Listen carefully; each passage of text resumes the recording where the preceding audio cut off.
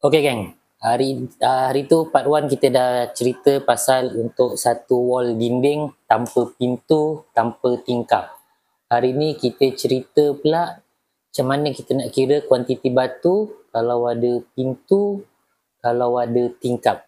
Okay, kita guna satu juga dinding yang ketinggian dan kelebaran dia lebih kurang sama macam part 1 Okay, so kita pergi ke tinggi dia 3 meter ataupun 3000 mm. Okay, panjang dia masih 5 meter. Masih 5 meter.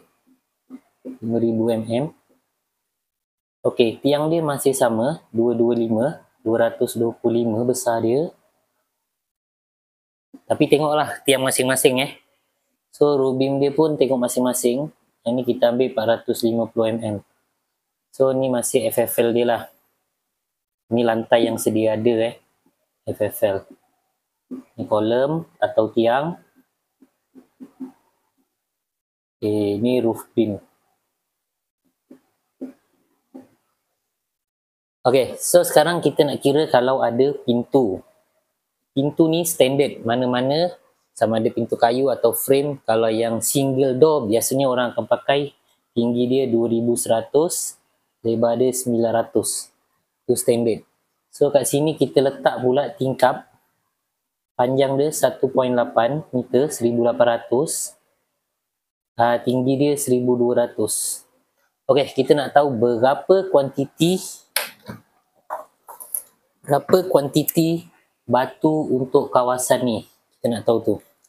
So, cara kiraan dia sama macam part 1. Part 1 itu hari kita sudah kira lebih kurang tinggi ni 3 meter tolak 450 dalam 2.55 kalikan dengan lebar dia 5000 tolak dengan 225, dua tiang ni kan. So, tolak 500 masih 4.55. 4.50. Okey, kali dengan batu 48 biji untuk satu dinding yang biasa standard. So lebih kurang 551 biji. Betul. Tu hari kita dah kira. Sekarang kita nak kena tolakkan kuantiti batu dekat pintu dengan dekat tingkap ni geng. So macam mana kau nak tolakkan? Kat sini kau ambil 2.1 kalikan dengan 0.9. 900 ni kira 0.9 lah Okay, kau kalikan juga dengan 48 biji geng. Okay. So lebih kurang kat sini kita akan pakai genapkan Kita genapkan 91 biji. Okay, ni untuk pintu satu ni lah. Okay, untuk kedua yang tingkap ni kita akan pakai pula 1.8 geng. 1.8 ni 1008 kali dengan 1.2 geng. Okay. 1.2. Okay, sekarang kau ambil calculator kau kalikan dulu lah geng. Okay, 1.8 kali 1.2 kali 48. So kat sini kau pakai lebih kurang dalam 104 lah. Okay, ini kau campurkan dia jadi dalam 195 biji. Okay, faham tak sampai sini?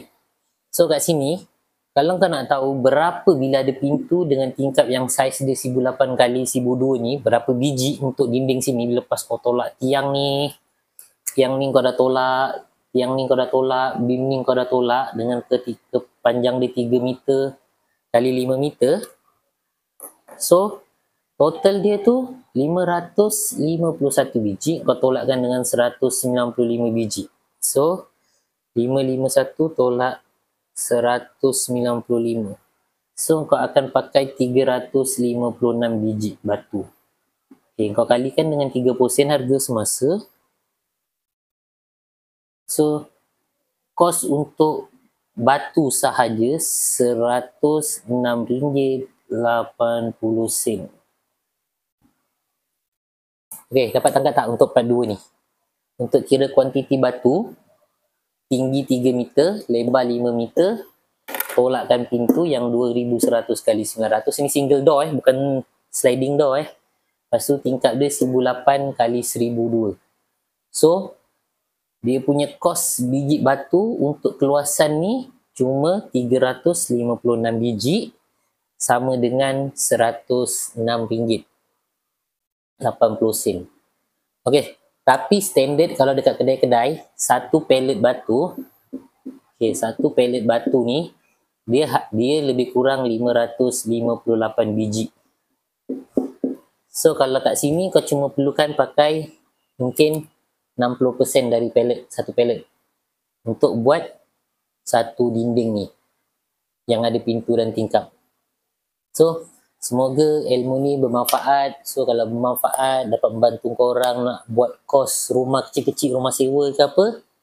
So jangan lupa follow. So nanti kalau ada orang komen-komen tanya-tanya, nak tanya berapa kuantiti sekarang, harga macam mana kira, boleh komen kat situ.